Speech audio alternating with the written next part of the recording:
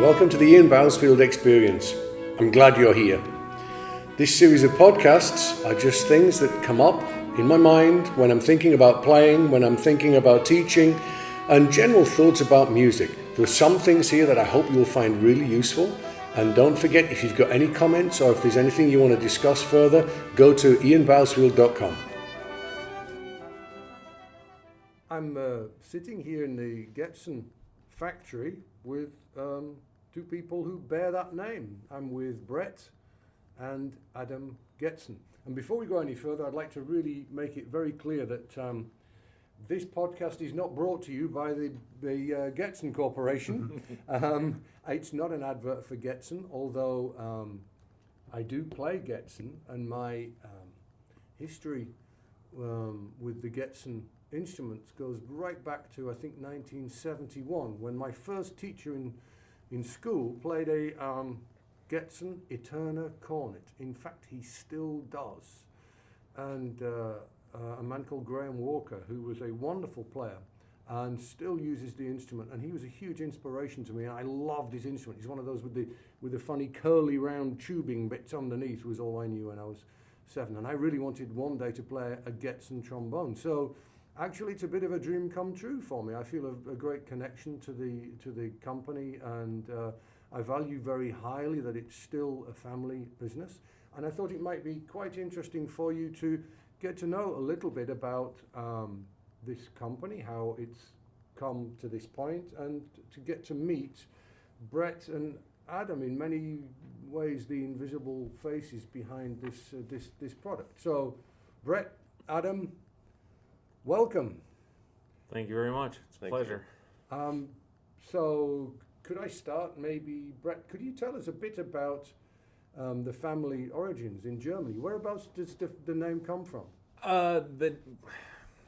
When the family first came over here, the name was actually Getzen and not Getz. Actually, it was von Getzen when they first immigrated, and it was decided that sounded a little too German. So when they first got here, they dropped the von and went with just Getzen. Yeah. The family ended up landing in southern Michigan, and at some point, the second generation and the first generation decided they didn't really get along that well, and the sons all dropped the I of Getzen and went with just Getzen. Okay. At that point, that was our great-grandfather. He ended up leaving, and somehow, I'm not exactly sure on the history, got tied in with Frank Holton. Okay. And started working at the Holton factory here in Elkhorn. Was there a history of brass making in the family in Germany, or did it start here? No. It started here. And in fact, at one point, after Tony, our great-grandfather, started working at Holton, he had worked his way up to being the plant manager. Mm-hmm. And at one point, he was the plant manager at the Holton company. One of his brothers was a plant manager at Wurlitzer, and another brother was a plant manager at York, all at the same time, Wow. the three brothers. I think it's important to point out, we're sitting in a place called Elkhorn at the moment, and just down the road is the old Holton factory. How many brass factories, Adam, were there in the area? Well, Martin was in Kenosha. Martin. LeBlanc was over there too, I believe. Yep. So, it's Forges in Wisconsin. Yes, it's a bit like how Elkhart is now, which is funny too. Elkhorn. We hear that all the time. Oh, you guys are in Elkhart. Yeah, right. Yeah. People confuse that a lot. Yeah. So Tony, he was the first one to start. Yeah, he worked at the Holton company until 1937. Yeah. And like I said, he had worked his way up to plant manager. He had some personal issues, decided to take some time off, and in that time he decided to go out and hang up his own shingle and start the Getzen company. Mm-hmm. The family home was here in Elkhorn. It's still there, actually. Mm-hmm. And they converted an old horse barn behind the house into the first Getzen company. Right. And in fact, the story goes from our grandfather, the first 20 years or so that they were in business, they used straw that was left over from in the barn, in the hayloft of the barn, as packing material when they shipped instruments. And I don't know, at that time, was Getzen one of the premium instrument makers? In fact, I think they started doing repair stuff Yeah, repairing originally other it was a instruments. repair house. Yeah. And didn't start producing horns till after World War II. Okay. They had started laying the groundwork before the war.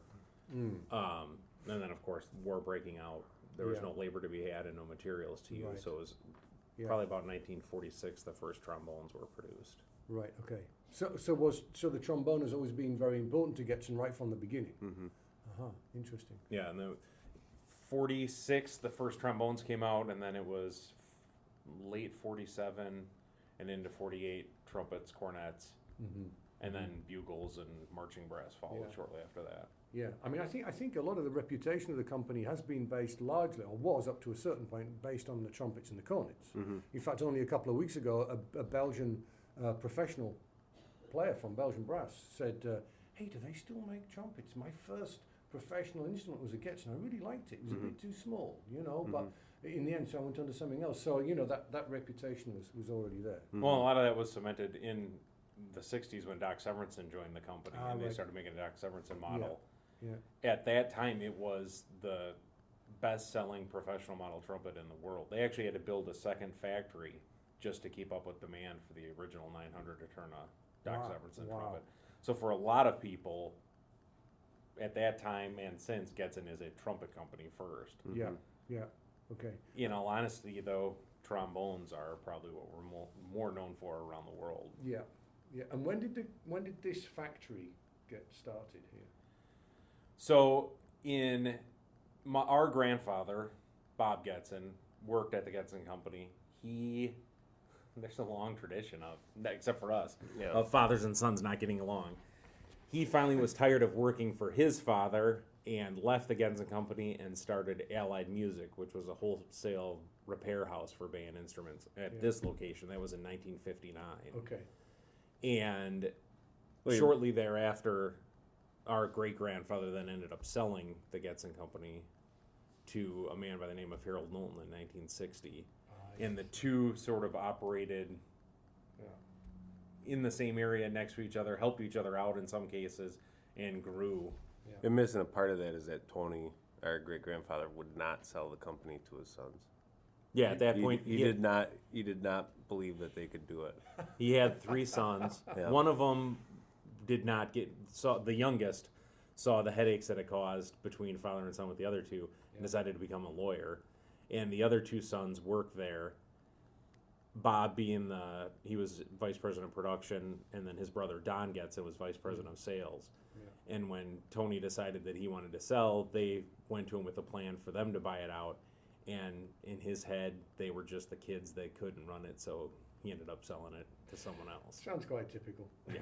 And as kids, did you both play brass instruments? Was that sort of like you had no choice, you're going to play a brass instrument? Or, No, I mean, it's a kind of point of pride when you're sitting in the band room with a horn that has your name on it. yeah, that's pretty cool. Yeah. And so, like, I had fun playing trumpet. I enjoyed, like, the pep band, and even the marching stuff was fun. Yeah. And then I started working here, and it was like, I'm going to have a bigger impact working in the factory than I ever would being a player. Yeah. And so that kind of disillusioned me on playing instruments. And now it's a shame because we make really cool stuff, and I can't play any of it. So. Yeah, when I was a kid getting to the age of starting band in school, I decided I want to play saxophone. I thought that looked pretty cool. And our father came home one day with a ratty old sax and said, "Oh, here's a saxophone for you.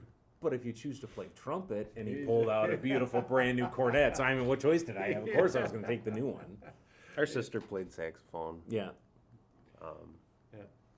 And at what age did you decide that you were going to go into the family business? At what age did you say, okay, we're going to go into instrument manufacture when we get older? I think I knew. As long as I can remember, I don't. I mean, all little boys have, I want to be a fireman, or I want to go join the military, be a police officer. But I knew, I would say, like, 2nd, 3rd grade, what I wanted to do. When I was a kid, until the age of probably 8 or 9, we actually lived right across the street from the factory. Okay. And I would get off the school bus and either go one direction and go home, or go the other direction and come and sit in the office. And so most days I would just come and sit in the office. I mean, when we were having a beer last night, I mean, you jokingly used the word nepotism. And actually, I don't have anything against that, to be honest. But then I did work in Vienna for 12 years. But you know, I mean, in Vienna, they'll say, oh, it's, you know, father to son to whatever. Well, you know, if a kid grows up listening to the Vienna Philharmonic from the age of 0 and hearing this wonderful music, they're going to get the style sort of entrenched into them, you know, and with you guys are immersed in it from, you know, zeros to how everything works. Your mind as a kid is already working on instrument design, so it's a huge advantage, you know. That's, I always joke and say I'm a proud product of nepotism, generational nepotism, and a proud product of, or proudly a long line of college dropouts. Yeah, our dad, he didn't graduate college, right? No. And you both have young families. Have any of your kids expressed an interest in? Yeah, my son Tobias is. Yeah. He's already talking. He wants to go make trumpets with Dad. And how old is he now? 5. Wow. So And I have an 8-year-old daughter that loves coming here, and a 6-year-old son that, in fact, this morning, the 8-year-old daughter that went to the brewery with us last night was asking if she could skip school today to come hang out here with you. Yeah. And she said something along the lines of, well, I hope he's still there when I'm working at the Getzen company. And then my 6-year-old son started crying because, well, I want to work there too. She can't be the only one. I said, look, you can both work there. It's fine. Did you tell her that we just agreed a contract that meant that I I didn't. I'll have to tell her that when we get home. Yeah.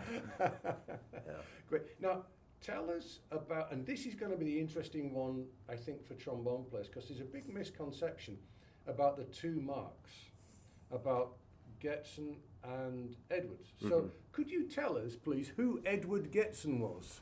Okay, first, let me, a little bit of the history. So, Allied Music was up and running. The Getzen Company was owned by Harold Knowlton. The two were separate. Harold Knowlton ended up selling the Getzen Company to a man named Charles Andrews. Allied Music had grown. There was a repair school here. We were teaching people from all over the world how to fix instruments, bringing instruments in. And at some point, decided, okay, let's start producing instruments. And that started with the Canadian Brass. We made a line of instruments for them. And at some point, Ed Thayer, who invented the Thayer valve, came to us and said, hey, I came up with this great valve for trombones. Are you interested? Sure. So we were the only ones that had a license to use his patent and make Thayer valves. And the name of the instrument, we couldn't call it Getzen because the family didn't own the Getzen Company at that point. So they named it Edwards Trumpets. It just so happens our uncle was also Edward Getzen. Yeah. And so a lot of people think it was named after him. It was named after Ed Thayer, who invented the valve. I didn't know that. That's really interesting. That was in 1989. 2 years later, the Getzen Company, owned by Charles Andrews, ran into financial trouble.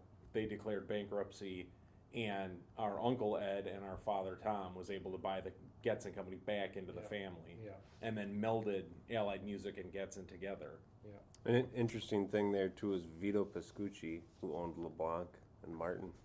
He was actually trying to buy the Getzen Company out of bankruptcy as well, and so a judge actually decided, hey, it'd be best if Getzen family owned the Getzen Company again. Yeah, they were the same offers to buy it out, and so it came down to basically, well, where should it go if the price is the same? Yeah. That's a funny, going back to, how long did I want to work? I always told people when they asked me what I wanted to be when I grew up was I want to buy back the Getzen Company. Wow. And that then that was a childhood ambition. Yeah, because everybody in town here, when I was in second grade, my second grade teacher knew the Getzen Company. A lot of people worked there, and people would always ask, "Oh, does your family own the company?" And be, no, it's no. And so it was almost like, well, we're gonna get that back. And then it just so happened our dad and our uncle beat us to it. Yeah. So after they bought the Getzen Company and brought Allied Music and them together, they obviously kept the Edwards line.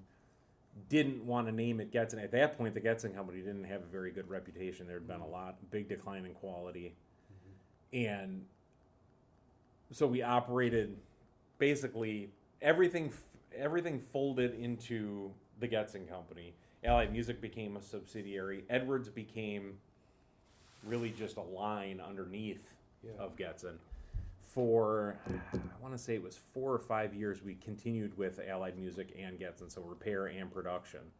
And then it got to the point demands for space and resources and production was so high, we had to discontinue the repair part altogether. And at that point, it was, look, Edwards is rolling along really well. We're selling it direct. Yeah. It was really getting a big head of steam. Why change it? We're not going to drop it. And where are the parts for Edwards trombones made? In the Getzen factory. Yeah. They're all made by the same people right next to each other. Yeah. Now, how many people actually work for? How many employees do you have in the factory? I think we're at 78 right now. 78. Wow, that's getting a bit bigger, isn't it? That's growing a little bit. Yeah, it's. I think at our highest we were up to 116 or 117, and that was right around the 2001 economic downturn. Yeah, so we had to pare back a little bit from there, and then at that point our bread and butter was still volume-wise was still student line instruments. Yeah. With the influx of imports, the domestic production of student instruments has really dropped off, just purely on an economic scale. Yeah. And so I don't ever see us getting back to the point of needing that many people. What I always like when I come here is to see the pride that the employees have, not only in their product, but in their ability. I see people who are very proud of what they know they can do. And what really impressed me a couple of years ago, I was in Piggly Wiggly's, which is a local grocery store. And this guy who I didn't know came up to me and said, "I was so happy your student won that competition in Munich." And I thought, what a wonderful way to be associated with a company, you know. And you guys you've come on, be honest. Have you ever thought of selling up? No. I can't do anything else. I don't have. It's in your blood. Yeah. You've got valve oil coursing through your veins. I was just talking to a couple of friends on Facebook that are also involved in the industry, and I said if it came to that, I would rather just close the doors and destroy all the tooling and stuff rather than have somebody say, "Oh, well, we bought Getzen's tooling and now we're making these parts just like they did," because it's not, it's not feasible. I mean, I should point out right now that I'm sitting across the table from were they to sell their company. I'm sitting across the table from two substantial millionaires. You'd never know it to talk to them, and you'd never know it to look at them. And they're both very uncomfortable at what I just said.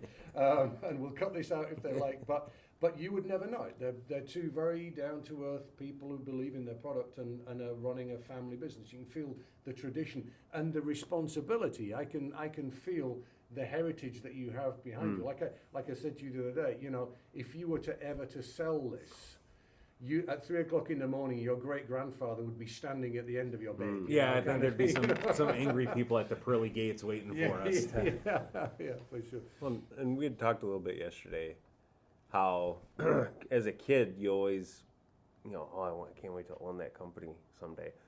And then Brett and I buy it, and it's, I have to make sure I don't screw this up so my son can buy it. Yeah. Like it shifts just like that. I think a big part of that is like our dad's attitude towards money and the company name and stuff. It was never about, hey, make a whole potload of money. Mm-hmm. That was never what he was about. Yeah, it's bigger than that. Yeah. And like him, because we had, people telling us and good examples of companies just importing horns with their name on them, making a pile of money. And he resisted that because that wouldn't be a Getzen, Yeah. I think that's something some people lose sight of is there's still Getzens alive. Yeah. And how incredibly insulting that would be to be like, oh, just put your name on something. Well, if we didn't make it, how can I can't stand behind that. Yeah. So. Yeah. Now, what are your individual roles within the company? So to break the family tradition of brothers fighting, you must have to have a clear delineation. Oh no, they're still fighting. It's been pretty good the last few years. I'm in charge more of the sales, marketing, that side of thing. Yeah. Adam is more in charge of the production and R&D. Right. And then we both tiptoe into each other's area. It was very smart when our father sold the company to us. When it was him and his brother, it was a 50-50 split. And so if there was ever a disagreement, nothing got done. Right. So he was very smart and did it a 49 and a half, 49 and a half, and he kept 1%. Okay. He was a tiebreaker vote. Right. Okay. We've never in the we just passed our 7th year. Never in the 7 years have we had to pull that tiebreaker vote. There's I been think a close. few I think real times. close once. Yeah, and there's been a lot of yelling. And Yeah. Well, and it's funny too because it'll be, Brett and I know each other as well as any two people could know each other. Grew up together and stuff. And there's, how old are you? 7 years older. 7 years older. Yeah. And so, as brothers, you always kind of size each other up. And then one day it gets to the point of mutually assured destruction if you go at it. And it's like, okay, no, we can't do that anymore. But, that first year, there was more kind of figuring. And then after a while, it's like, look, neither one of us is going to try to screw the other one. Yeah. And so then, we'll throw an idea out. Oh, I don't like that. And it's so reflexive. But then you walk away from it and you think about it for a while. And then you both come back and you both kind of, like the deluxe line. That was originally an idea for, I think, the 75th anniversary. Yeah. But not as a line, just as like a trophy horn, just to go show off. Yeah. And we had very differing opinions on even pursuing something like that. But eventually we got to where we were both really happy with it. Yeah, I think that's a good thing because it's, here's my idea. Nope, that's terrible. That's never the end of it. It's always, that's terrible. But what if we did, and then it'll be, and then we could, and then maybe this. And so it's nice to have that to bounce off. And, going back to what Adam said about, okay, once we own it, then it was, oh man, I can't screw this up. I said this last night to you. Probably one of the most terrifying moments of my life was the first day I sat down behind the desk in the big office, and then thought to myself, oh shit, I don't know what I'm doing. What was I thinking? Because it was a lot different. I've worked for the company, either Allied Supply, Allied Music, or Getzen since I was 11 years old. From every school break, every summer break, everything to learn. Because our dad was very big on you can't tell someone to do a job that you don't know how to do yourself. Mm-hmm. So between the two of us, we've done almost every job in the factory. Yeah. I'd like to say between the two of us, we could build a trumpet or a trombone, but I don't know how good it would be if we did all the work on it. So there was always the confidence of that, but with the security blanket of any idea I thought of or a direction I thought the company should go, I always had to go to my dad and bounce it off of him. Yeah.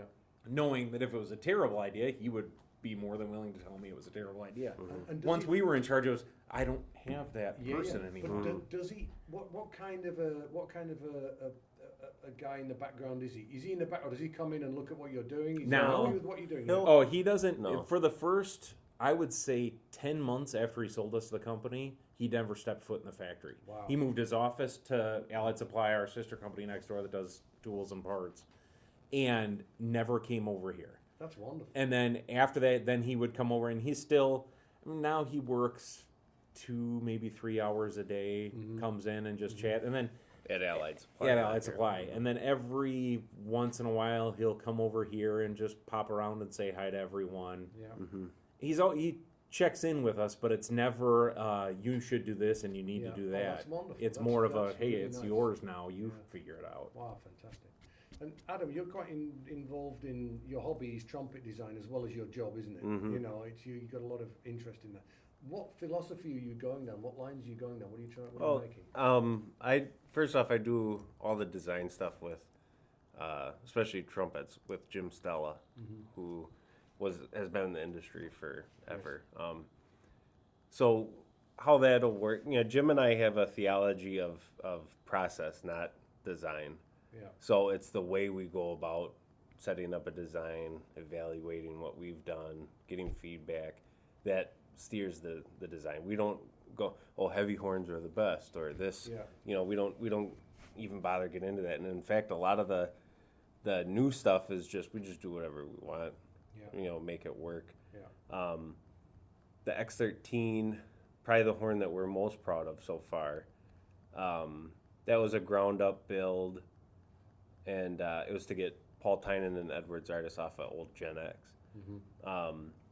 But I had that horn on paper for like a year and a half before we did anything. Yeah. And I'd show Jim some ideas, and we'd bounce stuff back and forth, and then come back to it in a month or 2 months. And so by the time we finally built it, it was already 85% there. Yeah. And then that's where he comes in, where he can get that last 10-15% out of it. Right.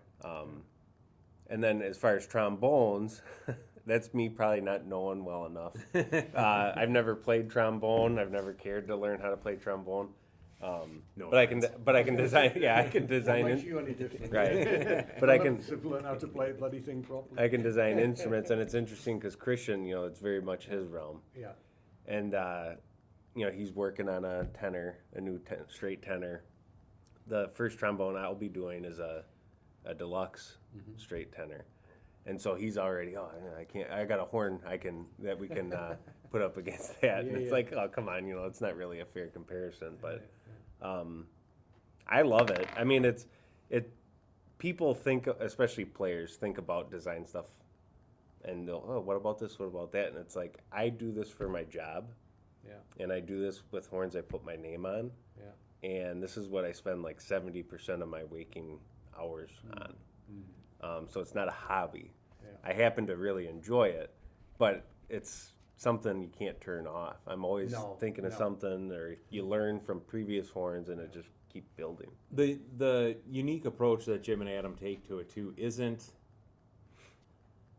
what's the politically correct way. A lot of people think, well, that was a good selling trumpet, so I'm going to make a version of that. Right. And then they pigeonhole themselves because they have to hit Yeah. certain specs and benchmarks to make it like that other one. Yeah. The approach they take is, okay, this is where we want to go, Yeah.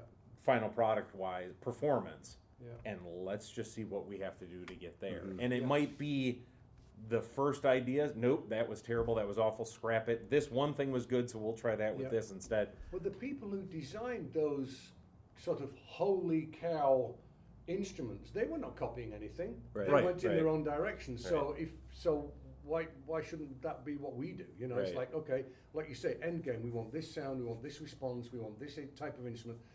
What's the journey? Because if you just copy something, you don't understand the process. Right, So and it's you're not never learning gonna- anything, Yeah. and there's no true innovation. Right. And it's just And another version of something else. In some regards, Jim and I are kind of contrarian. Yeah. So we are working on the 910 Deluxe C trumpet, and my whole thing with Jim was, every deluxe horn will have Sterling on it somewhere. So all the cornets have Sterling lead pipes.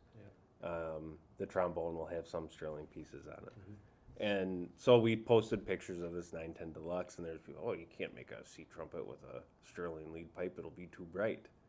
And my initial reaction wasn't, oh man, I didn't know I couldn't do that. My initial reaction was, I'm going to cram this great plain C trumpet down your throat, and it's going to have a Sterling lead pipe. And another interesting aside is, people think, oh, copper bell, it's dark. Yeah. Unless it's on a B flat trumpet, and then a lead horn will have a copper bell.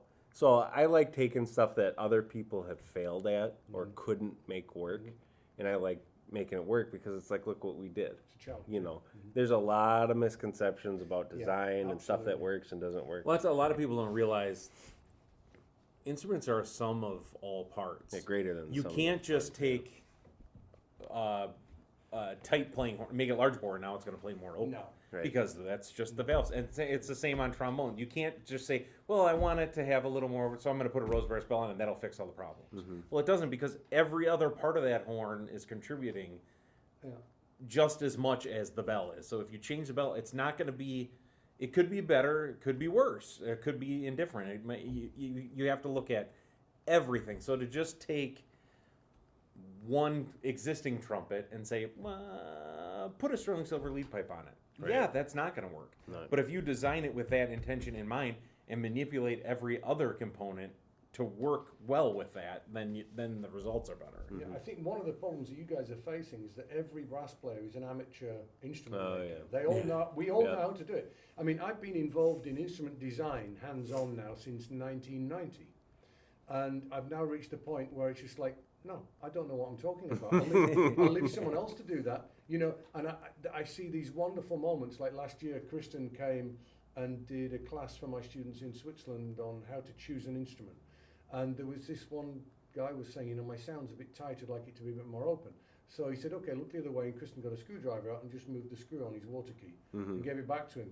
And he said, is that better? He said, yeah, what did you do? I said, and then they're scratching their head, you know. Yeah. You know, this thing, we've got to have a red bell on it to get a, you know. Yeah. And of course, it's the balance of all of those individual components. You can't just, if you change one thing, it changes everything, Right. you know, as you know. And I really, you know, I hear from my students, it's very sweet sometimes that they think they know what makes a difference on a trombone. Well, and it's okay, you're a great trombone player. That doesn't necessarily mean you'd be a great trombone designer. Just like someone could be an outstanding race car driver and they can't go to General Motors and design a car. No. Because they don't have an understanding. You have an understanding of the whole, Yeah. but not every single part that goes into it. Yeah, I mean, I was talking yesterday to Zach about, you know, doing fittings for people, whereas you can't listen to the words that are coming out of their mouth because they don't really understand what they're looking for or how to get it. You have to listen to their playing, and you have to analyze what they're doing and try and understand what they need.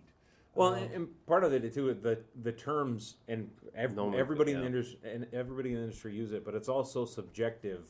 Yeah. What does dark mean? Exactly. What does bright mean? What does respond? You know, everybody has. We were actually just joking about it the other day. There was a thread online, some people asking questions about the Edwards X13 trumpet, and one guy was asking about an alternate tuning slide for it, and one player responded, "Oh, I tried it and made it really tight."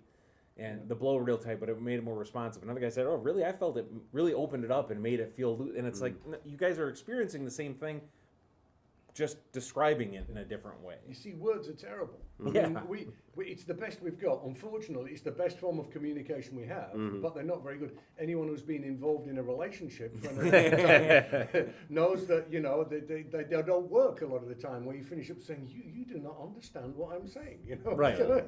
I have to keep that when my wife and I got married beforehand, we had to go through a not counseling, but like a marriage class with the pastor before he would marry us.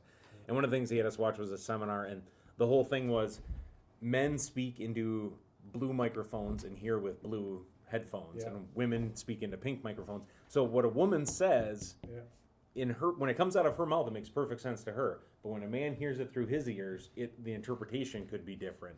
And it was all, and at first it was, okay, come on, no, it's not. And then when you actually sit back and think about it, it's like, oh yeah, I said it in a way that I knew what I meant, exactly. but you took it in a way the way you would have said it. And I think you're, you know, that description that you used there about, you know, dark. Everyone says you want a dark sound. What is a dark sound? I mean, you know, and you say one person's idea of what a dark sound is completely different to somebody else's, you know. Now, what I wanted to ask you, moving on to a different subject, is even in the time that I've been associated with this company now, 8 years, the business that you're involved in has changed a lot. It's evolving. Evolving is a complimentary term. It's changing rapidly. Where do you see it going in 5 years, 10 years, 20 years, and where do you see your company? Well, like I said, it used to be the bread and butter of this company was, you know, we used to do 15,000 instruments a year. Probably 12,000 of those were student horns. Last year, I think we did total maybe 600 student instruments, because the market for American-made is just gone. Yeah. And so, and it's been our argument for a long time, and just trying to get people to buy into on our side buy into it, of the future of our business is not chasing after that low tier. That's already gone. It's, you know, give it up. There's nothing, we can't compete on price on that level of instrument. The advantage we have is because we are small. A lot of people that come here for the first time are amazed at just how small we really are compared to a Yamaha console or something like that. Sure. We have the advantage of being flexible and being able to move and make changes to things easy and to innovate.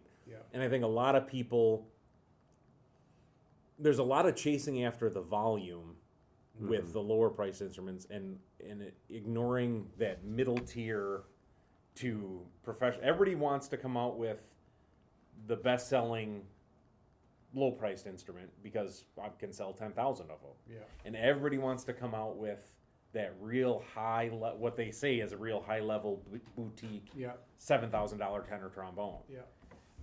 It's that middle ground that everybody's kind of forgotten about. And I think the deluxe line of instruments that we came out with, at first it was going to be just for our 80th anniversary. Yeah. And the response to the first two trumpets, the 900 DLX and 907 DLX, was so positive worldwide. It was, okay, well then we're just going to keep them. Now we'll make this a permanent line. And then it was, well, let's keep adding to it. Let's do more. Let's update more.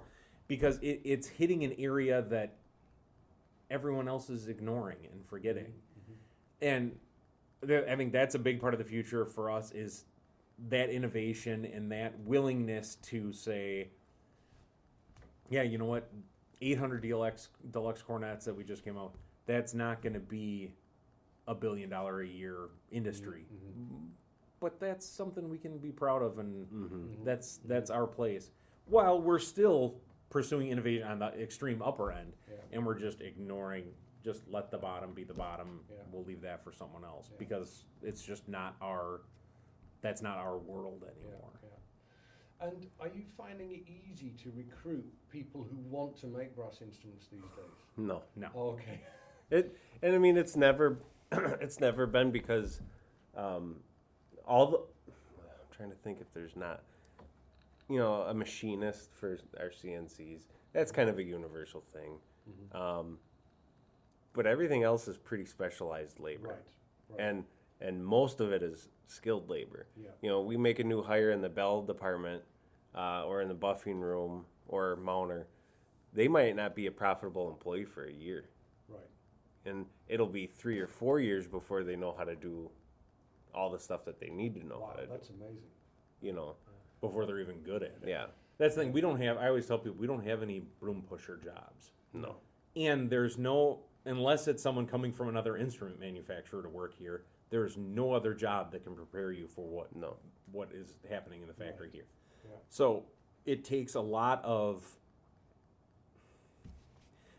hands-on, a lot of trial and error, and we have a good understanding of that because, again, we were taught to. When I was taught how to spin bell flares, it was 3 days before they took away the scrap barrel, because it's such a feel. It's not like pushing a button. You can tell someone this is how you do it, but until you actually get the rhythm and the feel for it in the experience, you'll never do it right. So it was one after the other. Nope, that one went too fast. Tore the brass. Nope, crinkled this one. Worked hard before I got it done. And just throw them away. And then suddenly it clicks. And that's how it is with everyone here. It's such a... there's such a big learning curve to it. Because it is a craft. I mean, with exception of the CNCs, most of what we do here is the same way it was done 80 years ago when the company was founded. There's not... Because automation... in robotics and all that, it makes everything faster, but you lose a lot. And brass instruments are not machines. They're not mechanical. There's character there. And now, the downside is no two are exactly the same. But that's also the upside, because no two players are exactly the same. So that's why people like to try multiples and find the one that fits for them. We always try to get them as close as possible.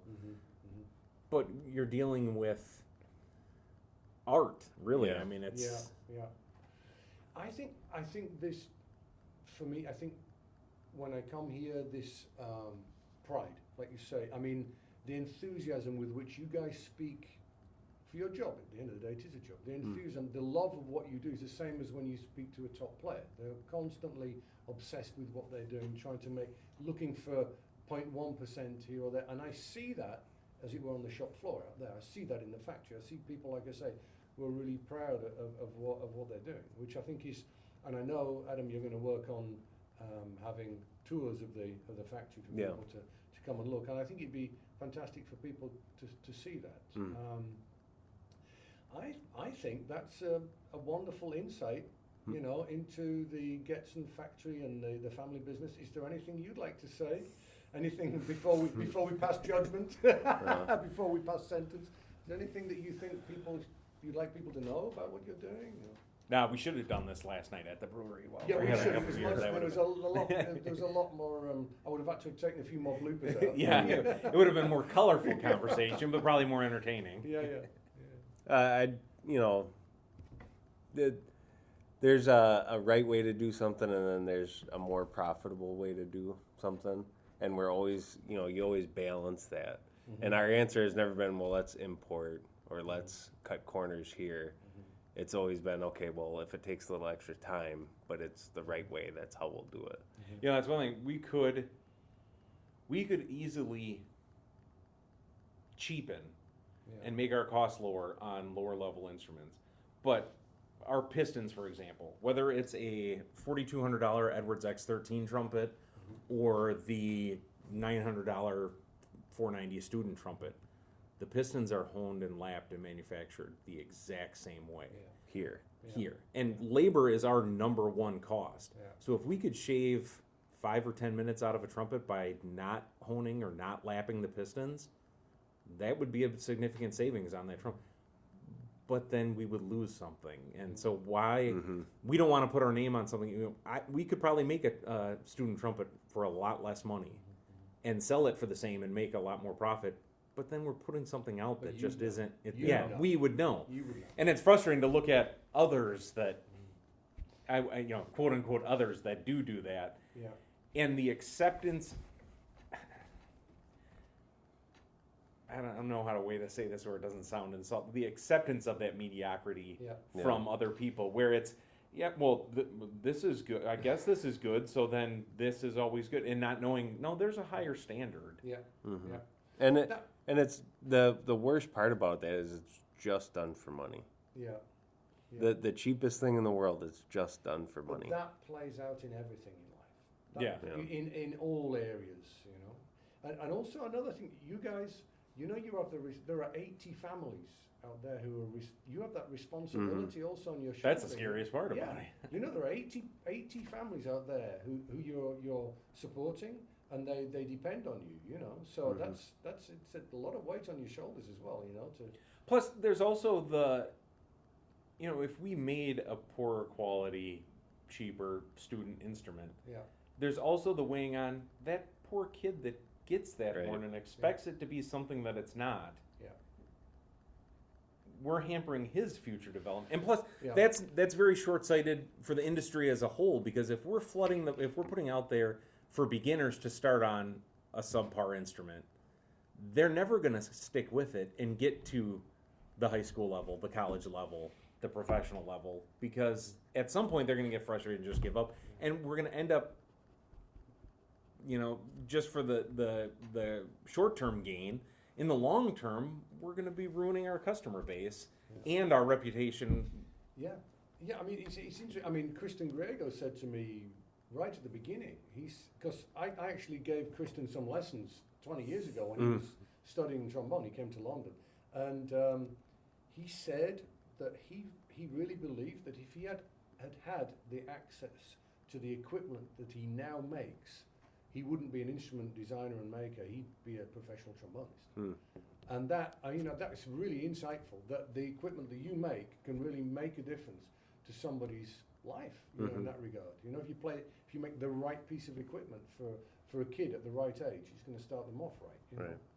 So it's a fantastic thing. That always means a lot to us too when someone comes to us, or approaches us at a trade show, or sends us an email or a letter, and just say, hey, I've got this, I absolutely love it, it's great, I've played it for this long, I've done this with it, and thank you so much. And it's always nice to hear that, because, well, we're not arrogant enough to think that, well, it was because of our instrument that you got to the level that you are. It's still nice to think, hey, well, I had a part in that. That was...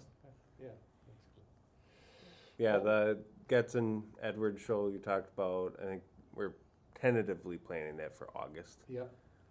So we'll make some more announcements on that pretty quick, try to get everything nailed down. So. Anyway, guys, thank you very, very much for your time. I'm sure that everyone listening to this has really learnt a lot and enjoyed it. I've enjoyed listening to you and feeling your passion for what you do. It's, we joke about it, we have a beer, but actually that love of what we do is it's quite unique, I think. So thank you both very, very much indeed. Thanks for having us. So there you go. I hope you enjoyed that. If there are any issues that you found particularly interesting, don't forget to contact me, and always go to ianbousfield.com for lots more interesting stuff.